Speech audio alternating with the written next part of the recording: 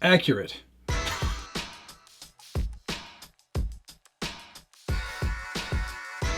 Welcome back to the Scale Builders Guild. Thanks again for watching. It's episode 149 and the first of the new year of What's on the Bench Weekly.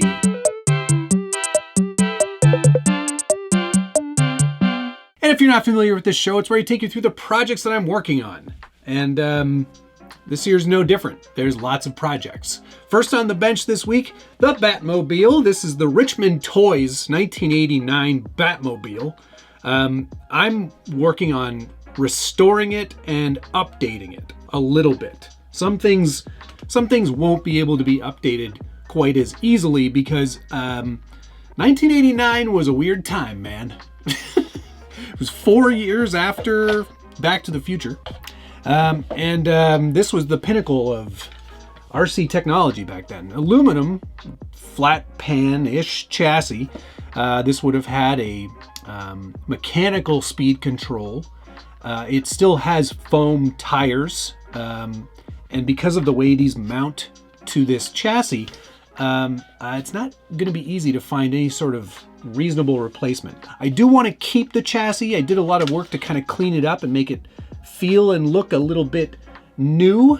It was certainly in a bit of disrepair, and you'll notice it's missing a battery cover here, so we're going to have to model one of those up, and that's one of the things I'm sort of talking about this week is modeling, because as simple as this chassis is, it wasn't in the best of condition.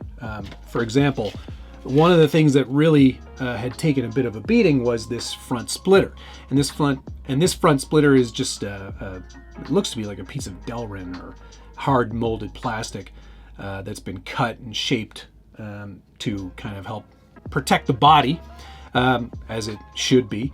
But it's seen better days. It's a bit chewed up and it's seen better days. So I thought I would scan this with my 3D scanner and take it into Fusion 360 and recreate it. So that's what I did. And here's a prototype of that I printed out on the Bamboo H2C. It's basically exactly the same thing, just in thinner material, and just gave me an idea of where everything was going to be and that all the holes were going to line up, and it's a perfect fit for the chassis, which is fantastic. I feel quite chuffed that I was able to recreate that, but I wasn't really thrilled with the shape, and you can see that I wanted to sort of try to integrate a bit of the Batman, or logo at least, into that front splitter. So version 2 has that cutout, and you can see now it kind of looks a bit more like a bat, man. So the idea there was to get that sort of molded up and mounted and see how that was going to look. And I think it actually does a pretty good job of kind of matching the contours and making it feel a bit more integrated and a part of the whole Batmobile. And now the next step is to take this 3D printed prototype and throw it up on either the Macara, the Carvera Air by Macara, and carve this out of either aluminum or carbon fiber. And then my third thought was, do I just send this to Send Cut Send and get it made out of titanium? And with titanium, of course, it'll be a bit spendier, and I won't have made it myself, but at least if it hits the ground at speed, we'll get some sparks, which would be pretty cool, in my opinion. Something to think about. Maybe post your decision down below. Carbon fiber, aluminum, or titanium. I would love to hear what you're thinking. I try to go through all those comments and answer as many of them as I can. Of course, if you like this video, hit the like button while you're at it. And if you haven't already, you should subscribe,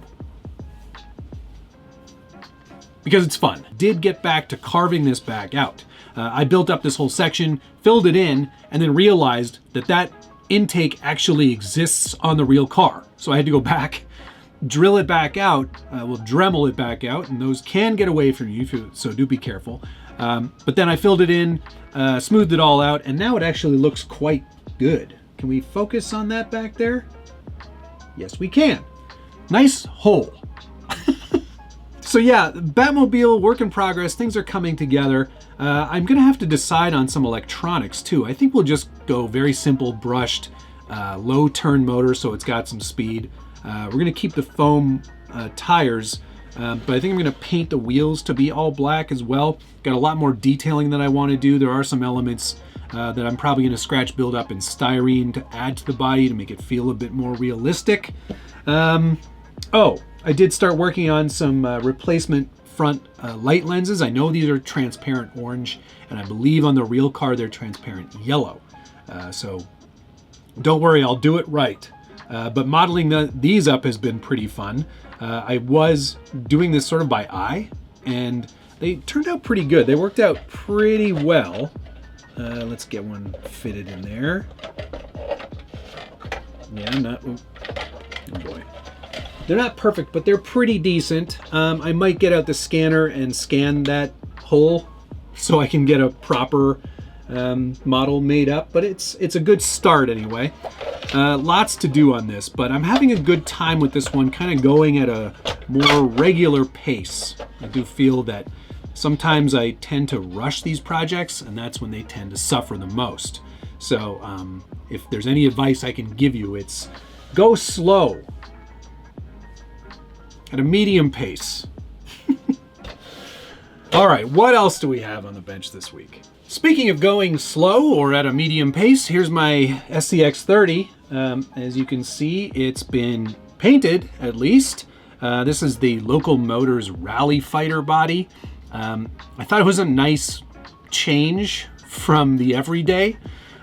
Certainly a unique choice, but one I'm happy I made. I painted this with the Kaleido series of paints. That's from Galeri. They make airbrushes that I really like. I've had great success with their Swallowtail airbrush. Amazing airbrush. Very, very simple, straightforward, clog-free. It works really well. So no surprise, their paints are also really excellent as well. What color was this one? This was Magma Orange, as it's called. Here, let me get the bottle. I'll share that with you. This is it right here, Magma Orange. Great colors, really, really nice colors. This one's got like a metallic sort of finish to it, which may or may not be showing up.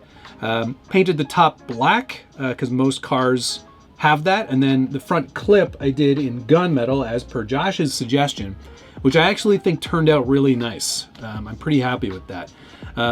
Just have to do the window glass, get some of the smaller details on, the tail lights in, and then this one's pretty much done and ready to hit the rocks if there wasn't so much snow.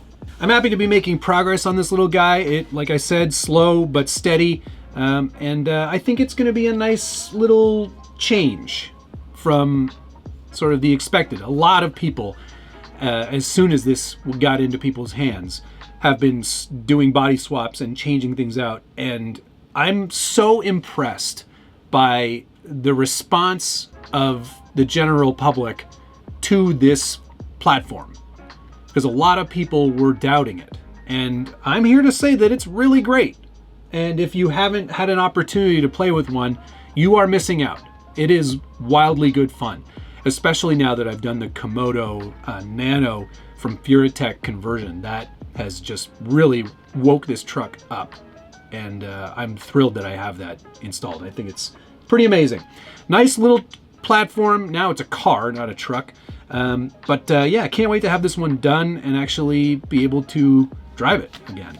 Not that I can't drive it now. It drives really well, actually, but have the glass in and clean it up a little bit. Gonna be really nice. Look forward to finishing that one ASAP. And if you like things ASAP, you may want to consider joining the channel membership, where you get to see all of these videos early, as soon as possible. That's what ASAP stands for. Please help me by thanking all of these ding-dongs for being a part of that tight-knit community. So great to share all of my videos in advance, tips and tricks, how-tos, travel logs, all kinds of additional bonus content that you cannot see anywhere else. So if you are interested in that, link down below. All right, on to the next thing. It's around here somewhere. Ah, hey, look, it's the bugger chassis. This little guy is Dippy, which is the cousin to Shippy. I can never remember. There's so many. There's also Shippy, Dippy, and soon there will be another, because the reason this is out is that this is a Sand Scorcher body, a Tamiya Sand Scorcher body. It's on this bugger chassis, which takes the UTB-18 and converts it to this more scale thing, scale car, truck. And one of the projects that I was sort of loosely working on over the last few weeks is taking the SCX-10 Coyote and making it more capable. And I've gone through a couple things in my head about what I thought might work and what wasn't going to work. And inevitably, I got a message from Zoku RC. They make conversion chassis for the base camp and the Coyote. So naturally, I took what was the Coyote and now it's a Zoku chassis, which obviously defeats the purpose of being any sort of budget-minded sort of build, but that's fine. I'm quite happy with the chassis itself. One of the big reasons that I like this chassis is that it comes with a manual, comes with a set of printed instructions, and all of the bags are separated into parts bags, so you can actually go step by step, open a bag at a time, and get everything done with pictures. So it'll turn out as expected. A lot of these homebrew chassis conversions or chassis kits oftentimes expect you to know what to do. And I've been through a few builds now, but having a set of instructions is so helpful, especially if you're a beginner. It really makes this whole process a lot easier. What's also great is that everything you need is included. Assume you've got yourself a Coyote or a base camp, you're going to be able to use everything on there and everything that's included in the Zoku RC kit to build the new chassis. You don't need to find new links. You don't need to find cross braces. You don't need to find any of that stuff. It's all included, which is really, really great. So that's what we've got going on here. Using the standard included transmission in the base camp, not changing anything there. We may change power systems and ESCs to maybe improve weight or to improve performance. I mean, the 35-turn brush motor is an old standby, but you know me, I like brushless power.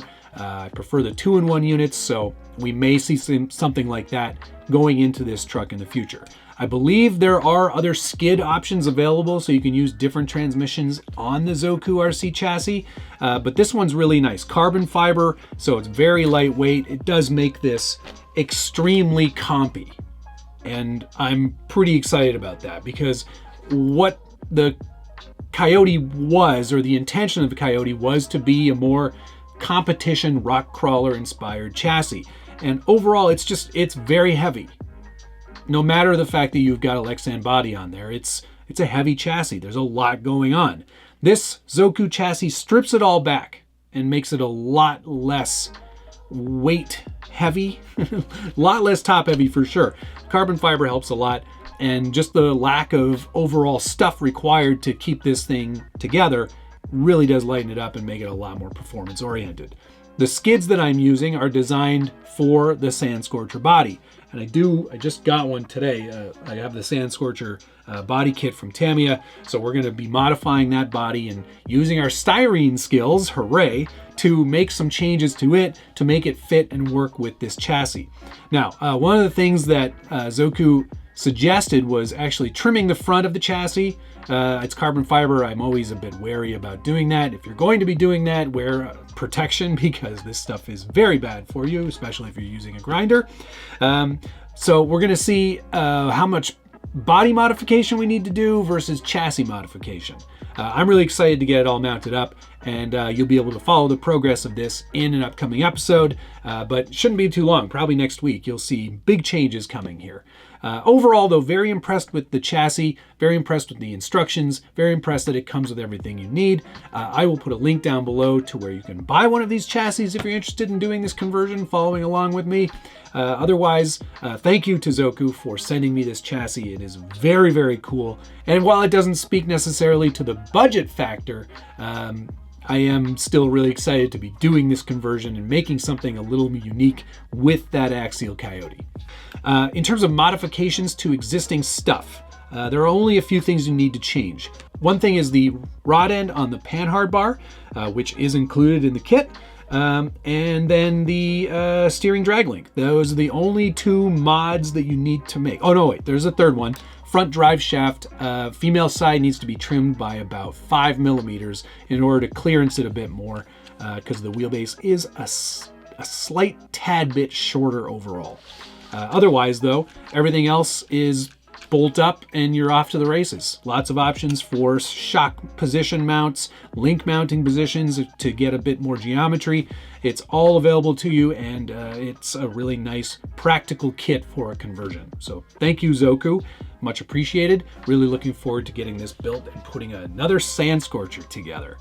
It's definitely going to have to be a variant of the dippy, shippy situation. Just don't know what to call it. If you got a good idea, put it down below. All right, what else? Do we have anything else? I think that's probably it for this week.